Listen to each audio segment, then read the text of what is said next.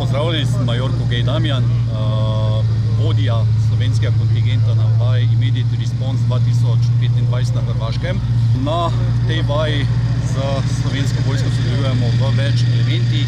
Imamo predstavnike v poveljstvu, se pravi brigade, ki je mednarodne sestave.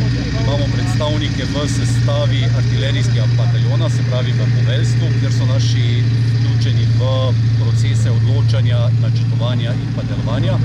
Imamo pa tudi dve večje enoti v naši sestavi, to je prvo artilerijski vod, ki deluje na tej vaji v sestavi artilerijskega bataljona Hrvaške vojske.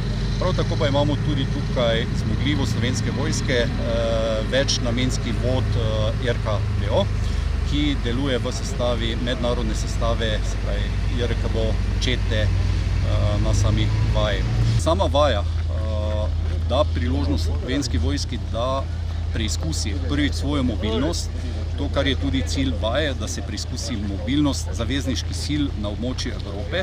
Naslednja zadeva je delovanje v integraciji, se pravi integracijsko delovanje med zavezniškimi enotami, se pravi zavezniškimi enotami vojska.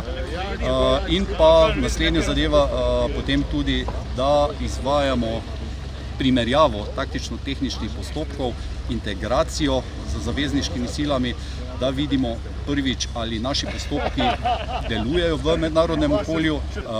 Sama vaja poleg teh, se pravi, nam ponuja tudi delovanje v okolju, kjer se srečujemo z kibernetskim delovanjem in pa jedrsko-radiološko-kemično-biološkem okolju, se pravi, kar je tudi ena izmed glavnih tem same te vaje. Sodelovanje z zavezniškimi vojskami je odlično.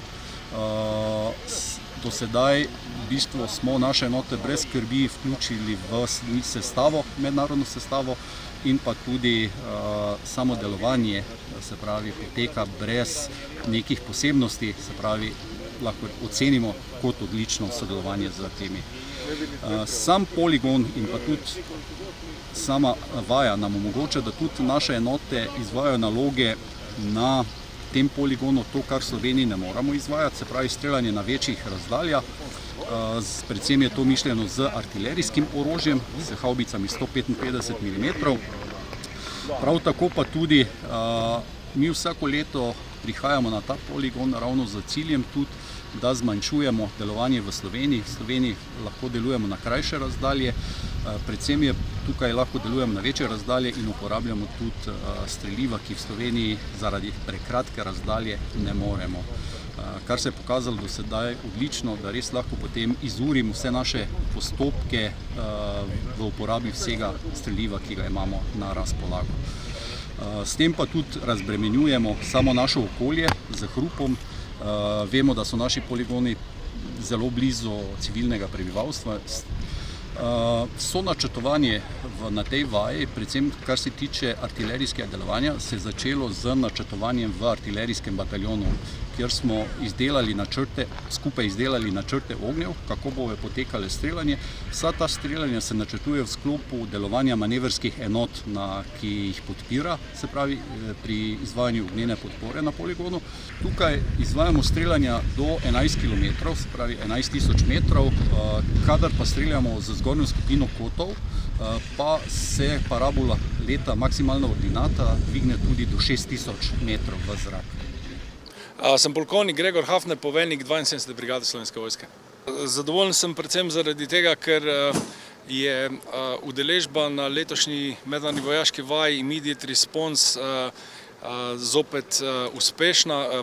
Slovenska vojska se je udeležila te vaje, kljub temu, da smo v letošnjem letu že nekaj vaj oddelali.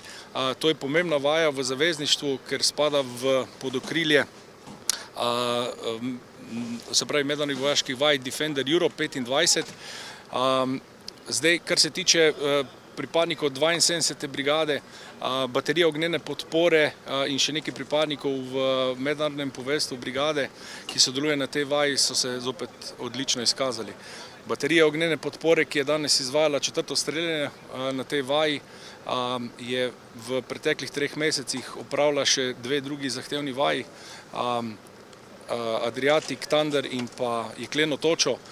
In to je nadgrajevanje njihovega usposabljanja. V prihodnjih tednih se bodo udeležili še vaje Jadranski udar, tako da za njimi je že en zahteven del usposabljen in urjen, nekaj še čaka v mesecu juniju in zelo sem vesel, da so tudi tokrat na tej mednarodni vojaški vaji Immediate Response oddelali svojo nalogo odlično.